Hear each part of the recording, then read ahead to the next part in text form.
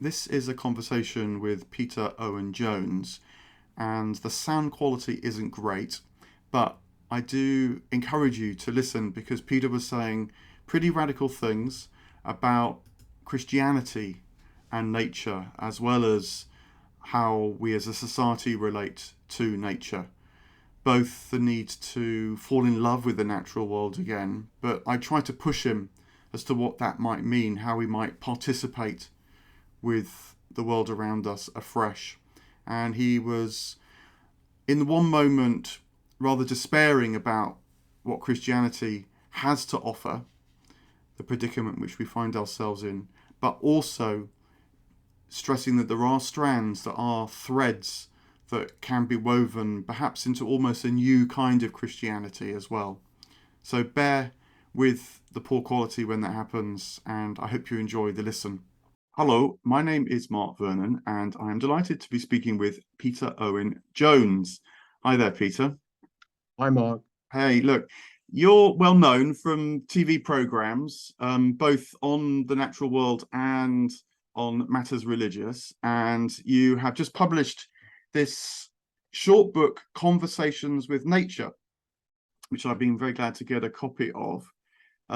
It's sometimes has a kind of bit of a moral overtone, like when you talk about sanctuary being written into the code of the earth. Sometimes I felt had more of a romantic overtone, and I mean, as the romantics meant it, the sort of idea of a kind of underlying unity, all nature dancing together as you talk in another, and then at other times these short pieces, reflections, meditations have a kind of therapeutic mode to me, actually. As if nature can help us find courage or find peace. I wonder whether that feels like it's all like the book which you have written as a starter for our conversation. I'm too close to it, Mark. I can only, if that's what you found within it, I'm delighted. Other people I've spoken to have said very different things. But maybe it's hope, it's direction is that those who read it will find something for them within it. I um, I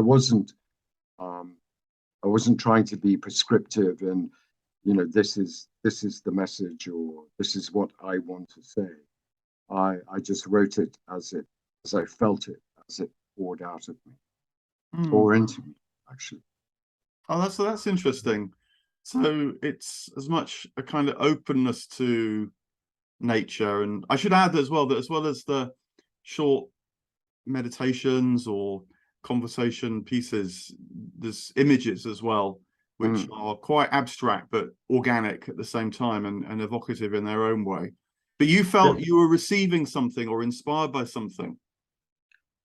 Yes, absolutely. I mean, I'm a country boy and have been um, from the moment I could walk, and so I mean, in that respect, um, nature or the natural world has very much held me. It's been my solace. It's been my lover. Um, it's been my delight, and it has appalled me as well.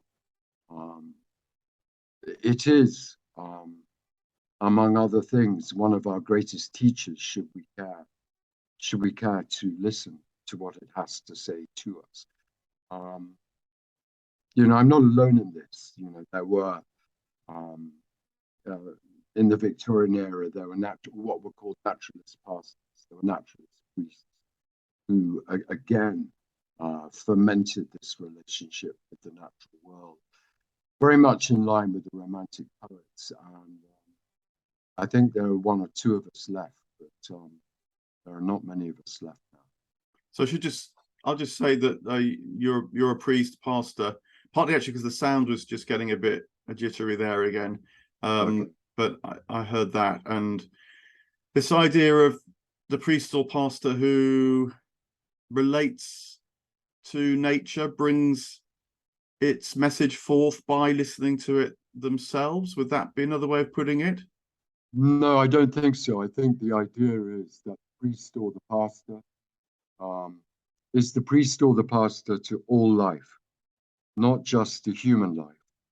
And Christianity in the West has been almost completely subsumed and half strangled by um, just this kind of ministering to the one dimension, just the human dimension of life, and appears to have forgotten um, that a priest is a priest to all life, not just to human life. I hope you got that. That came through loud and clear as sound, but it's left me wondering quite what it means that I've just heard there. Um, maybe a common thought these days is that whilst we can do lots of damage to nature, nature also has a way of looking after itself. I mean, some might even say that we'd be better out of the way. So I wonder what leads you to feel you could be a priest to nature, or what nature might need from that. Surely, all of us are. I was on a train once. I overheard a conversation between two rangers of the Snowdonia National. And at the end, they were unaware that I was listening. At the end, they both agreed that they were the priests of that national park. And I agree with them. This is about a new, much more open human understanding of not only our place on the planet, um, but how we can connect with all forms of life, and that connection is what has been lacking over since the Industrial Revolution. Really, the Romantic poets were a reaction to what they saw was the decimation of that relationship, that essential sustaining relationship. And it's a two-way street. I minister to nature, and nature ministers to me. I minister to God, and God ministers to me. I minister to love, and love ministers to me. Can you say more about the form that your ministry to nature takes, and then the ministry that you receive back, I guess, is in the book, but it's the first part that intrigues me that I hadn't thought about. All human beings are called into a ministry of love with the natural world. We have debased the natural world by detracting it into units and ores and numbers and volume. In doing so, we have made ourselves cold counterparts of it. But all human beings are called to be priests to the natural world. Look at this planet. Look at how extraordinary it is, this life world in the midst of space, and also in the same breath. Look at our relationship with it. Look at what we're doing to it. Look at how we are currently defining progress. Is that not insanity? I can agree with you there. And I guess one response would be that we've got to learn to relate to nature better by managing it better, say, or even, by looking after it better. So not just managing it for our own ends, but for its ends as well, recognizing that its well-being and our well-being are deeply connected. But I feel like you're saying more than that as well. I am saying more than that. There is a sacredness in all life, in every ant, in every fly agaric mushroom, in every small tortoiseshell butterfly, in every arriving swallow. There is sacredness. There is divinity in all life. And maybe if we see life, myriad of life forms that surround us in that way, that they are holy, they are as holy as we are, then maybe we can turn things around. This is not a crisis with the temperature of the planet. This is a crisis in human being, in human relating, in our understanding and our experience of what it is to be made in the image of God. So look, I'm going to continue with my effort to feel into what you're saying. Some might respond, and I guess this is a dominant response, that the way that we understand human beings as each being holy has translated in the modern world to, say, the protection of rights. So each person is regarded as having inalienable equality, say, before the law, or the right to vote, or rights to have certain aspects of our lives defended. Does the swallow not have rights? Does the small tortoiseshell butterfly not have the same rights to life as we have? Have we not afforded our human being more rights than any other living being? And has not this been a great mistake and an aberration in terms of our capacity for love? Sounds like you're reading from your book there. I'm not. Oh, right, okay, because you have a reflection on the swallow, I remember. Mm. Um, I wonder how that translates into practice, though, because the relationship is asymmetric. We have a certain power, and We also do. we have a certain set of needs, and to somehow equate the tortoiseshell butterfly, even the swallow, with a human being, it feels hard to know what that would even look like, but might even be a bit abhorrent. Does it not begin with reverence? So recognizing That the all is made in the image of God. so understanding, or having more of a sense, say, for that image, for that reverence. Well, for the divinity of life. So the thought would be that if that were clearer, then how to order and be in these relationships would change very dramatically. Very dramatically indeed. We would become nurturers and guardians and lovers of the natural world and of this extraordinary planet, rather than the destructive beings that we have become. I remember recently hearing in a television program about indigenous peoples having a rainforest culture. And Yes, what this meant was not just that they had their culture that existed within the rainforest, but that their human culture and the rainforest's culture, the ecology of both, I guess, was deeply intertwined. yes, So this is nudging in that direction as well, then. yes, it's reciprocal. But at the heart of that is a reciprocal relationship between God and human beings and all life. Um, this is something that I think uh, we could open our hearts to, we could begin to understand, we could begin to feel. This is not just a reciprocal relationship between God and human beings. This reciprocal relationship between the divine and between all forms of life is extended to all forms of life, is manifest in all forms of life. How do you yourself live this out? Because I suppose that certainly in a developed country like the UK, um, we live in a world that largely comes shaped to us, which doesn't work on these kind of assumptions about the reverence of nature. When you do your food shopping, it's pretty unlikely that the food you buy has had that sense of all things being holy in the production of the food. Even when we walk down our streets on convenient tarmac, I guess that the land hasn't been treated in a reverent way, much more anyway in a sort of utilitarian way.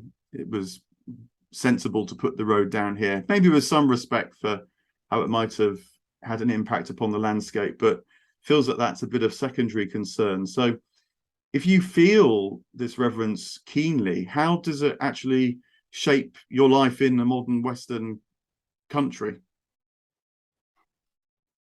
Well, I try and live from I I try and live from the understanding that all life is reverent, from the smallest fly um, to the largest of mammals and every fish. But that just changes, that changes profoundly the way I am being a human being. Um, that essential relating um, it kind of seeps into every aspect of being, and therefore, um, you know, when I look at a new housing development, it tends to make me weep because there has been no, it is largely done without trees. It is laid out for human convenience. There is not a brick that's laid that has in any way considered uh, the effect upon the life that was existent before the housing development. So it's a complete change of emphasis. It's a rewiring and a re-being of our humanity. It's not rocket science. It's not difficult. You just start to love.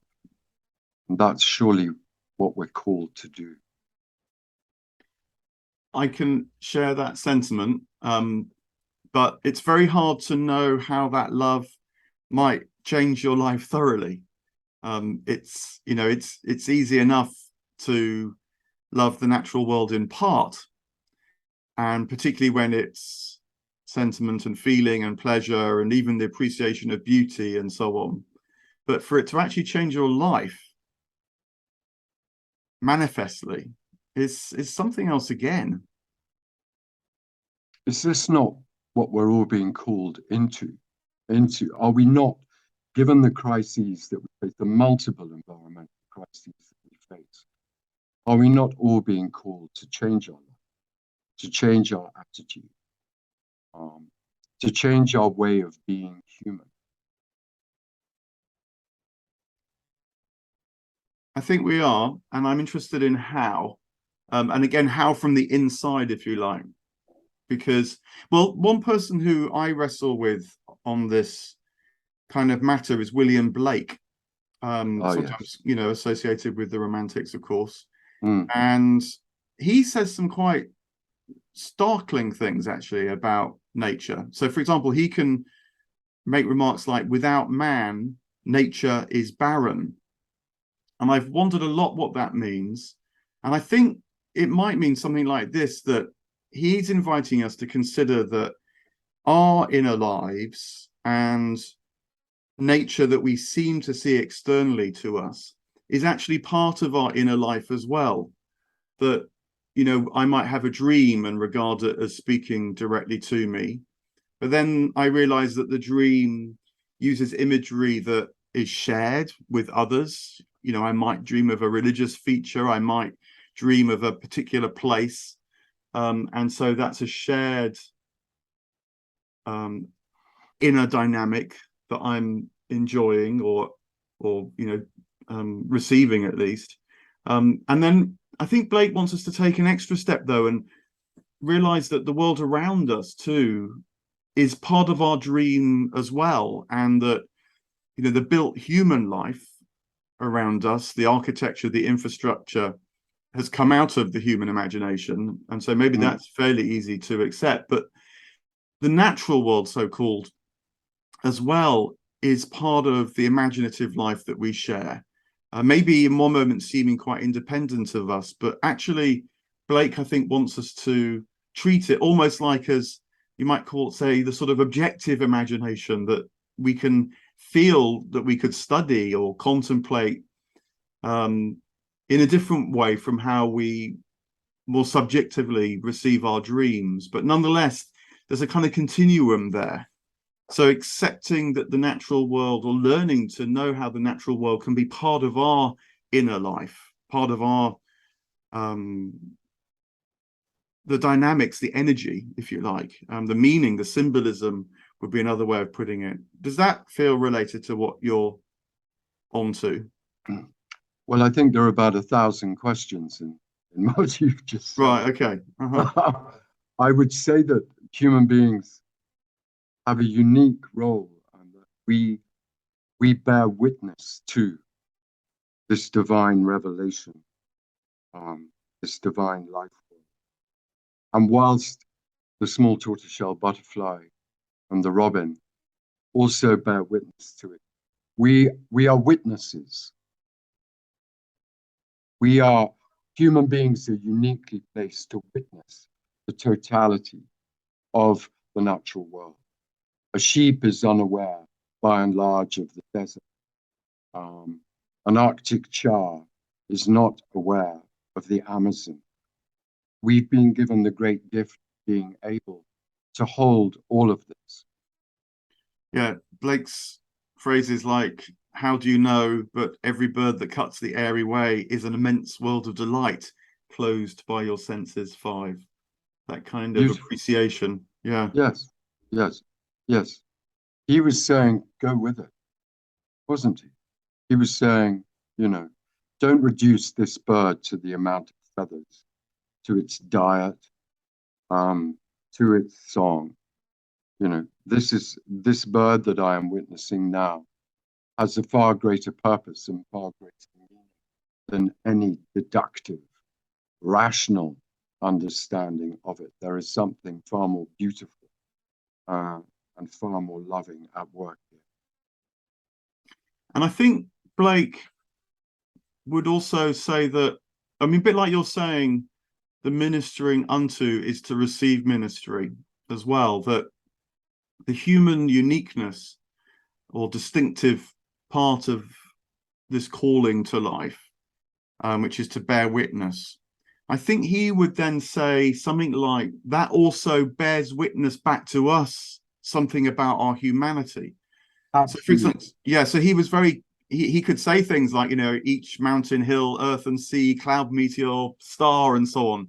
He would say, are men seen afar? And I think what that means Mm. is that we can recognize something of our humanity in the natural world, even as we're called to bear witness to it. It speaks back to us in that way. Open your heart to this revelation. Do not reduce it. See it for what it really is, for the miracle that it really is. You might get a sense of the jewel. It makes me think as well about, in the more theological mode, Blake might add again that part of what this receiving the revelation is about is somehow returning all that is created to the creator. He Yes, would talk about Jesus, the imagination, Jesus being the name for the meeting of the human and the divine, yes, and that recognizing that unity, even in the midst of the sort of glorious myriad upon myriad, minute particulars, as Blake would say, mm, that is somehow part of this returning to the creator that we're called to facilitate even. yes, absolutely. Um, I could not agree more. So look, nudging a bit more towards a particularly sort of Christian way of putting this then. So Mm. that you're arguing for a lot more than kind of moral demands, ethical codes, that kind of thing, which you can hear from Christian leaders in response to the climate crisis and other environmental concerns. Can you hear it? I can't hear a thing. Oh, I, right. I, I can barely hear a whisper. Truly, truly. So what I'm picking up is really just religious leaders kind of echoing fairly kind of vacuous calls to do something, but not really knowing quite what that means. Yes, I would say that Christianity in particular um, doesn't really even seem particularly keen to jump onto the green bandwagon. It rather has been dragged to this immense crisis, this spiritual crisis, Do you have a sense of why that's so? inherited, anthropocentric, human centered way of understanding our relationship with the divine. I think somewhere in the Bible, in the New Testament, it says, not a swallow, not a sparrow falls to the ground without my Father in heaven knowing about us? Do we have that idea of the divinity of a sparrow in that sense? I wonder whether there's something else too, which is that belief Christianity has become very propositional, as if it's getting your opinions straight. And it's almost completely forgotten, really, how to participate differently in the wider world. You know, a priest would give a nod to everything being sacramental, but they're really only interested in the sacraments that they minister in church, which is rather narrow, if important. And so I wonder whether a big problem that Christianity faces is how to awaken to interiority again, partly our own interiority, but equally the inner life of the whole world. And that if it was knew how to do that more experiential worship, call it that, then it might have something much more important to say. It might, but it would have to surrender the arrogance of theology. They would have to surrender that head trip, that almost reliance on theory and rationalism. They would have to a large degree, let that seep away and open its heart. Yeah, I believe we can do this. I'm foolish enough to believe we can. But the systems that we have in place are not going to encourage that. They're not really encouraging even this conversation because we can't quantify it, which is why we reduce everything to 1.5 degrees centigrade, and there are only this number of Siberian tigers left. It's actually, we're being asked for a much greater response than that. And really, I mean, Christianity has not covered itself in glory on this front. And either it's going to wake up and learn to love again, or it isn't. So what might that mean? Looking for signs that it's not completely unknown within Christianity today. My mind, as you were talking there, went, for example, to pilgrimage, and yes, as a possible practice that would lead somewhere in this kind of direction. Yes, absolutely. I think pilgrimage is a very good place to start. My pagan friends would call this a vision quest. Would say, right, leave your house, take nothing for the road, and go out and see where you are led and what you will find. So that kind of sort of radical practice, and both trying to get back to the root of something, but also being quite demanding. I mean, you know, a vision quest is a serious ordeal, not without its risks. Of course. And so that's partly what's called for. But I mean, look what we're risking. Look what our idea of progress is actually risking. And of course, in response to that, yes, some of us are going to have to take great risks, like speaking out, for instance. Well, it's one thing to speak out, but that is still quite a theological thing to do, you might say, from the head. But it's another thing to really take to the road and, you know, give no thought for the morrow, and instead look at, you know, the birds of the air and the flowers of the field, and really become sure that they're arrayed in more splendor than Solomon in his temple and so on. That's quite an ask. Is it? Is it really quite an ask? I think it sounds wonderful to me. Maybe when you get there it is, but I suppose it's the getting there that's so hard. There's a lot of immediate creature comforts that we enjoy. Well, are they doing us any good? Are they really? Are they really doing us any good spiritually? How do you see that showing up? I don't really want to preach about this. You know, I see it showing up when I show up. this is not something that anyone else can be asked to do unless you're prepared to do it yourself.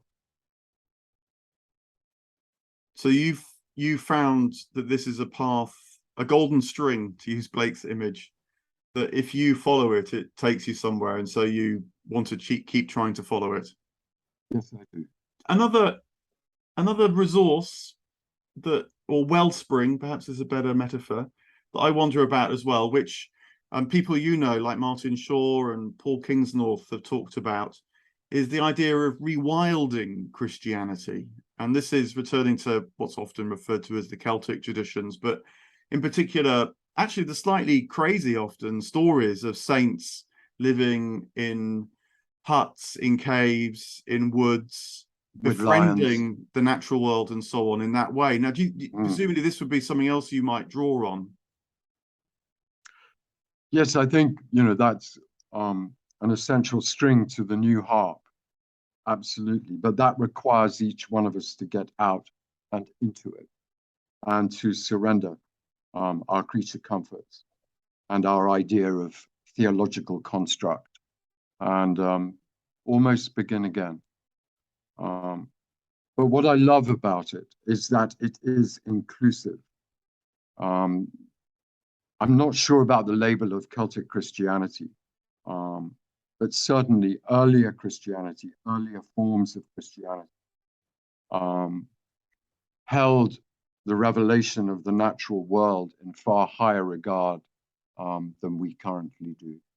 Yeah, if complementing the idea that all nature is holy was that all nature is a theophany. It's not Beautiful. just it doesn't just have a holiness in itself, but bears witness to the divine as well. Absolutely. Which, yeah. Mm, I mean, and that was pretty standard right up until the beginning of the modern period, when accusations of paganism or whatever would have been hurled at such thoughts, or superstition, perhaps. So again, there's a lot of present day cultural assumptions to wade through to get back to that sense. But I don't think we're.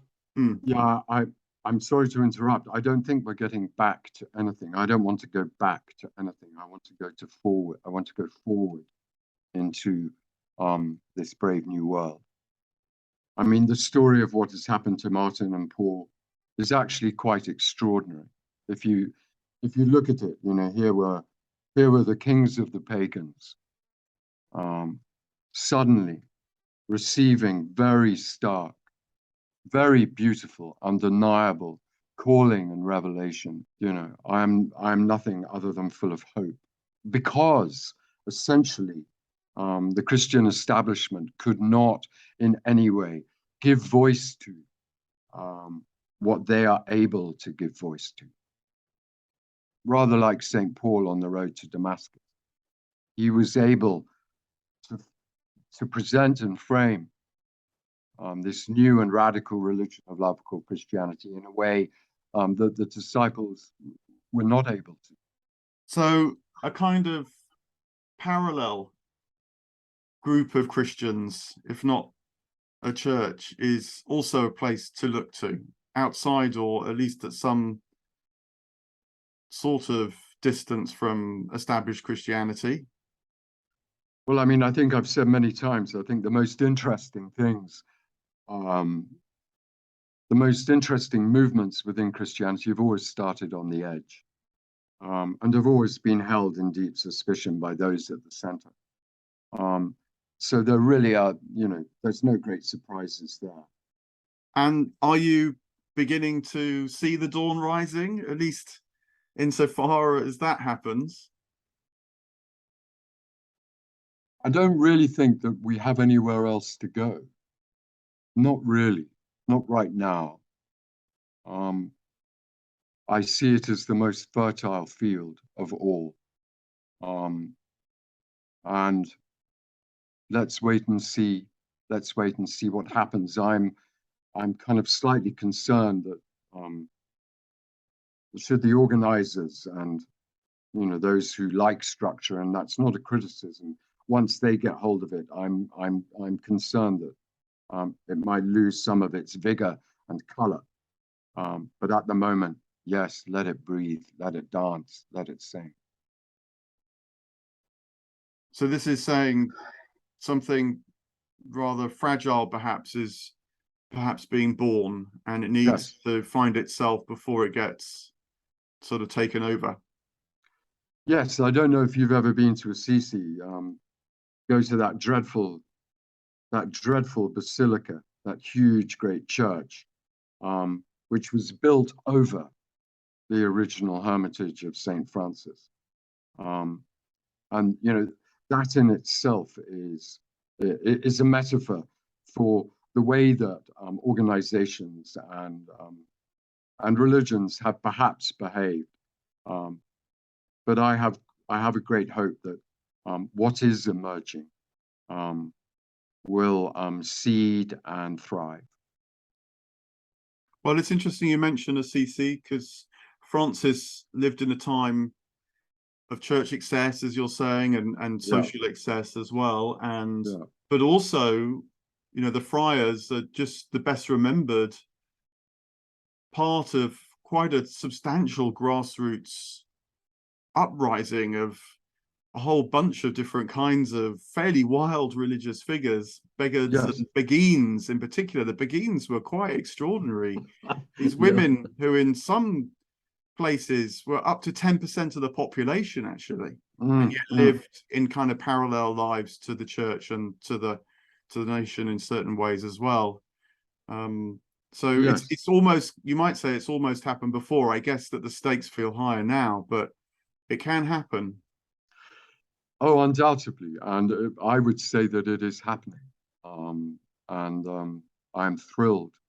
Um, I'm thrilled to just occasionally get a glimpse of where it might lead. Um, but we are talking about um, really when we talk about the rewilding of the church, that's not going to be comfortable for those who currently benefit from the structures that hold it. And let's be very straight about that. They're going to feel alternative sources of revelation, authority, ways of life.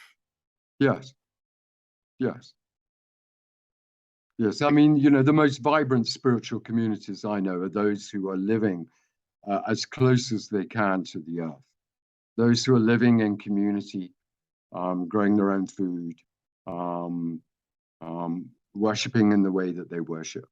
But that's just the way it is. But I'm not sure that um, yeah, I mean, as from a Christian perspective, there are a number of paths in front of us. The path that we choose, and that's down to each one of us.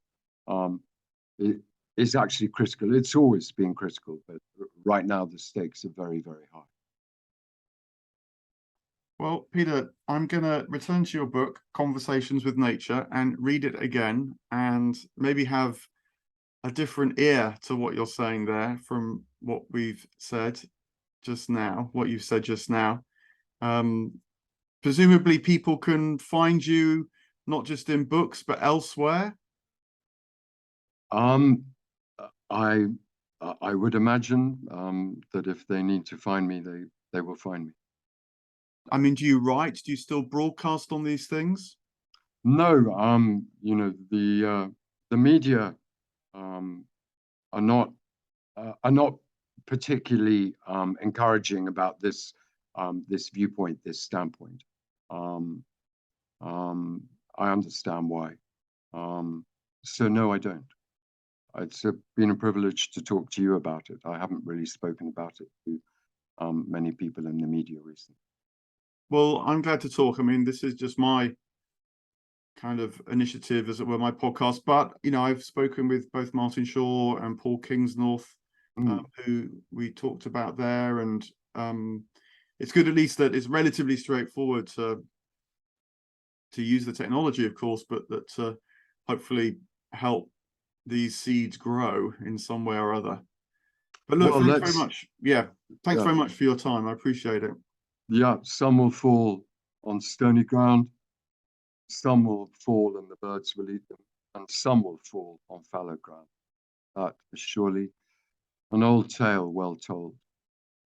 Well, here's to the roots seeking the fallow ground.